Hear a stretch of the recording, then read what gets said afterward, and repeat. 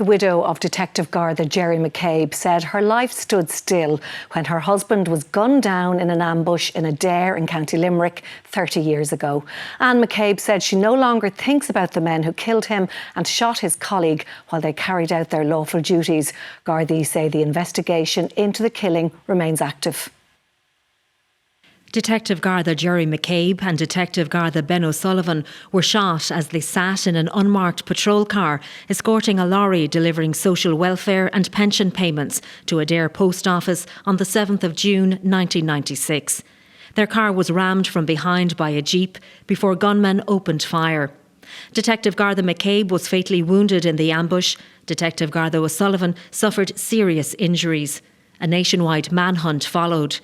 3 years later, 4 members of the Provisional IRA were convicted of manslaughter in connection with the shooting. Detective Garda McCabe and his colleague Ben O'Sullivan, who died in 2022, were remembered at an anniversary mass in Limerick today. Anne McCabe said she no longer thinks about the men who killed her husband. You know, they're no longer part of my life. I've dealt with them. We fought a bit of a battle with them, all right. And we shouldn't have had to do that. But politics came into it, sadly. But we won the battle.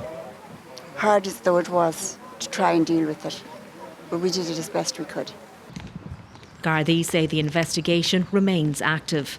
There are people out there that we're still anxious to speak with. My appeal would be directly to them to come forward. Anybody that may have any information at all in regard to what happened to Jerry and Ben on that morning on the 7th of June, please contact us. You can talk to any Garda station. Confidential line is on the back of all our patrol vehicles.